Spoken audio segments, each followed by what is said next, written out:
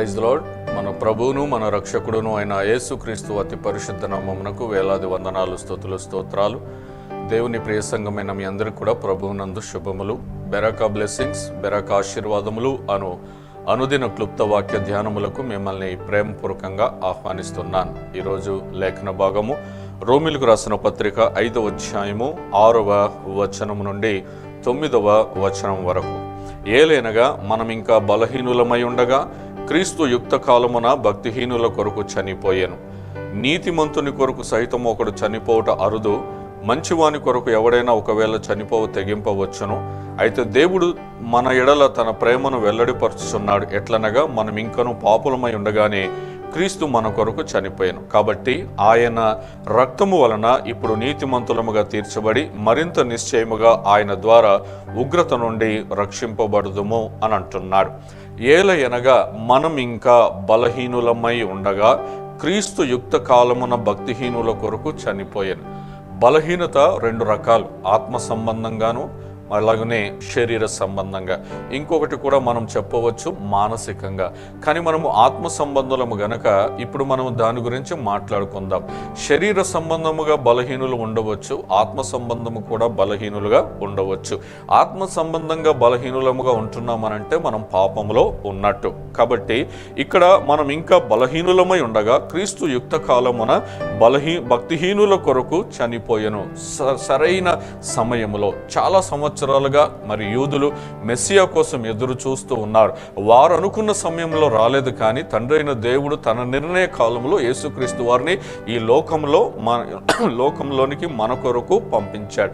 మన పక్షమును ఆయన కలువరి శిలువలో బలి అవుటకు ఆయనను పంపించాడు.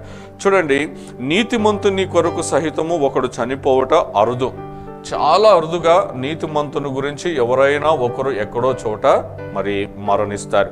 కానీ బైబిల్ ఏం చెబుతుంది అని అంటే, నీతిమంతుడు ఒక్కడునూ లేడు. వాళ్ళకున్న పరిస్థితులను బట్టి, వాళ్ళకున్న అవగాహనను బట్టి ఇతడు నీతిమంతుడు, లేకపోతే ఇతడు చాలా మంచోడు. ఎవరైనా చనిపోతే అంటారు ఇతడు చాలా మంచోడు, ఎవ్వరికి అపకారము చేయనటువంటి వాడు అని చెప్పి వాళ్ళకున్న అవగాహనను బట్టి వాళ్ళు అంటారు. కానీ నీతిమంతుడు ఈ భూమి మీద ఎవ్వరూ లేరు. అందరము పాపము చేసి దేవుని ఉగ్రతకు లోనైనటువంటి వారం.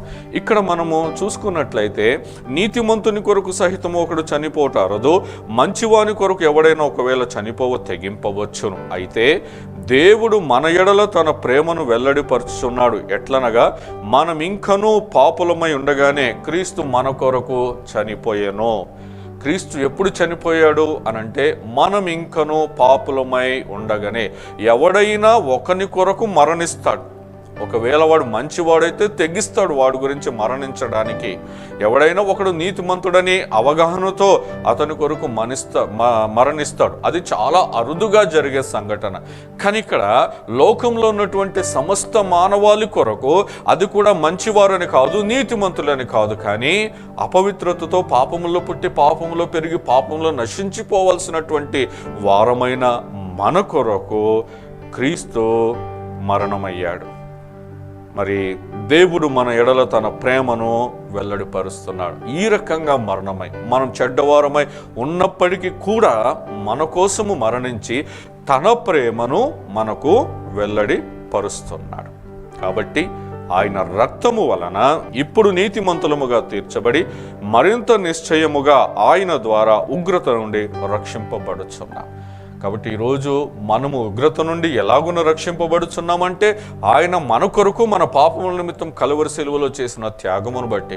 కాబట్టి ఎవరైనా ఆయన సిలువ దగ్గరకు వచ్చి, ప్రభు దగ్గరకు వచ్చి, ప్రభు నేను పాపిని, నా కోసం నువ్వు మరణించావు, నా కోసం నువ్వు సిలువ యాగం చేశావు, నీ రక్తం ద్వారా నన్ను కడిగి రక్షించావు గనక నన్ను నీ కుమారునిగా చేసుకో అని ప్రాధేయపడితే ఆయన క్షమించడానికి సిద్ధ మనసు కలిగిన వాడు. కాబట్టి ఉగ్రత నుండి మనల్ని తప్పిస్తాడు. కాబట్టి దేవుని ప్రియ సంగమ, ఇంకా మీలో ఎవరైనా రక్షణ పొందుకొనకపోతే, ఆ ఉగ్రత దినము రాకమునుపే నేను త్వరగా వచ్చుచున్నాను అని అంటున్నాడు. ఆయన రాకముందే నీవు ప్రభు దగ్గరకు వచ్చి రక్షణ పొందుకో, నిత్య జీవాన్ని పొందుకో. అటువంటి కృప దేవుడు రక్షణ లేని వారందరికీ దయచేయునుగాక.